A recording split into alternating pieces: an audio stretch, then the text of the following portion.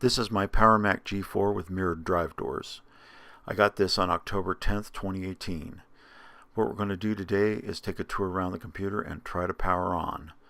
So let's get to it.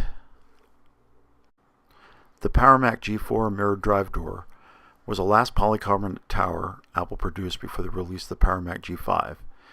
This Mac was in production in one form or another concurrently with that machine from August 2002 to June 2004. It is of course based on the design of the blue and white G3, which was introduced in January of 1999. This machine is the FireWire 800 variant, which we'll see in a few minutes. I know it will run macOS 9.2.2 in classic mode, but it won't directly boot into OS 9. However, I want to be sure of that. This Mac is also supposed to be kind of loud, and we'll find that out as well. But at this point, let's just take a tour around and take a look at the ports. So on the front, we have a speaker, the power button, a door for a DVD drive. This is what Apple used to call a Superdrive. I still think they do that. We have a door for a second optical drive. We also have these vent holes on the front that are supposed to be reminiscent of the holes on a 1950s Buick Roadmaster. This Mac has dual 1.25 GHz PowerPC 7450 processors. It also has 1.5 GB of RAM, and the previous owners removed the hard drive. These machines originally shipped with 60, 80, or 120 GB drives and a 4X SuperDrive.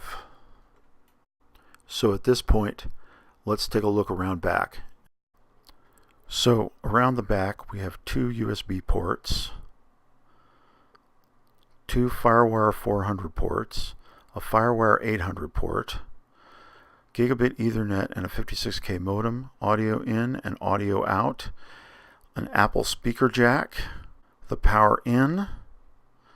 We have an ATI Radeon 9000 Pro with 64 megs of RAM. It has an Apple desktop connector for Studio Display or DVI out. Included with this machine, I also got a DVI to VGA adapter. We also have a 4-port USB 2.0 card, which is supported in Mac OS X. Up here we have the security latch. You just pull it out and put in a padlock, and that keeps the innards of your Mac safe from prying eyes. Now that we've seen the outside of the computer, let's take a look at the inside.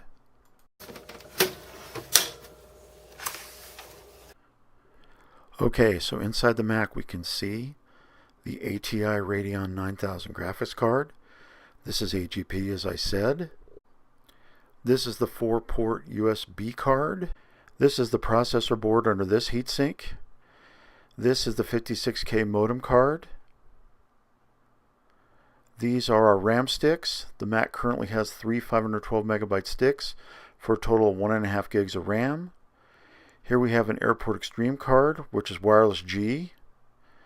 Here are the IDE ports for the front drive bay. And over here we have the ones for the rear drive bay. There are no drive carriers, so I'm going to have to order some. This Mac can take up to 6 IDE drives, optical and mechanical. But at this point, I think we've seen enough. Let's get to the main event, try to fire it up, and see if it'll work. Let's see if it fires up. Let's try it again.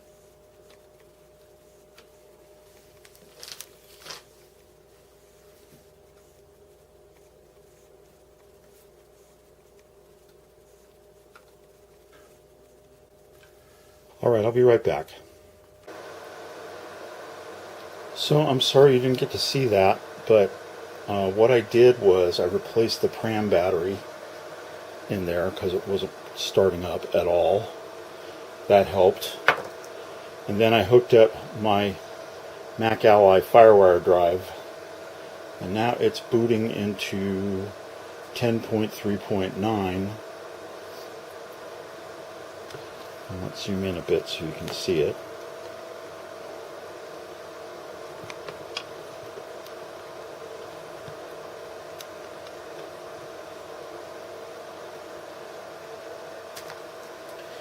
10.3.9 is Mac OS Panther.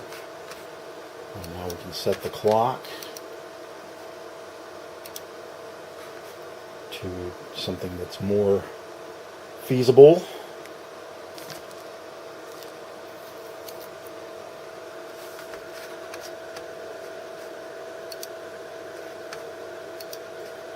So let's call it 10, 2018, and it is 8:21 p.m.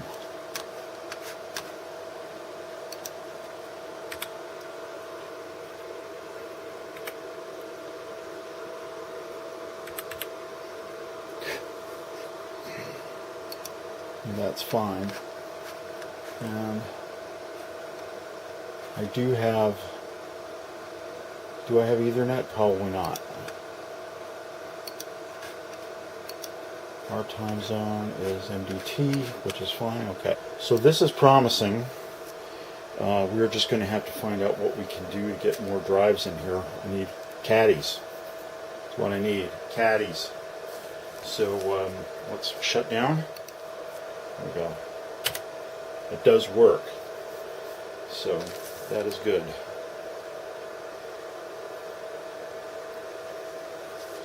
So there's going to be more Macintosh stuff in the future.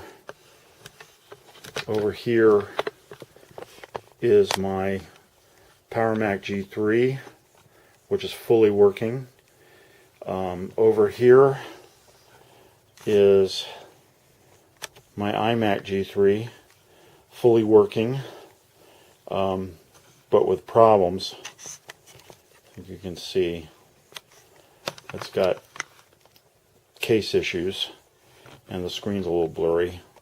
But other than that, I think this was a good one, and I'm going to do some more PC-based things. I've got my Toshiba laptop, I've got a Sony laptop, I've got my Lenovo Think Center that I'm going to do, but this is the most promising right here. So I will get some drive caddies for this, and then we will go from there.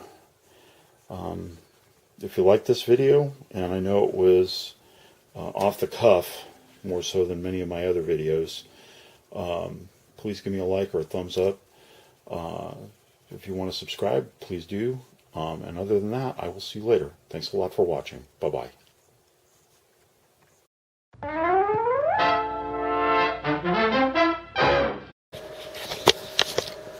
So just after the fact, I went ahead and loaded up Classilla just on the off chance that it would actually work, and it does.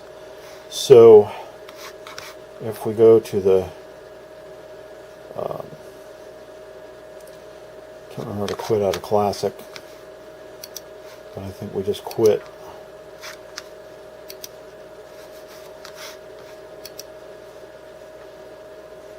And we can go to System Preferences, go to Classic, and we can stop Classic. And then when I start it up again, you'll see that there is, in fact, Mac OS 9.2, and it loads up a little bit faster. Now, this isn't the version of Classic that's supposed to be run on here, but it does get the point across. And if we go into Classilla now, it should open up with no problem.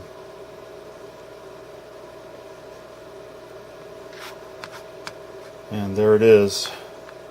And if we want to go to Macintosh Garden, which I'm having trouble with, but I think it's because the internet on this version of Classic is pretty flaky. So that's having trouble getting through. So I'm not going to worry about it too much right now. But it does work. So that's Steve from the future. And we're really going to shut down this time. Well, we'll shut down later.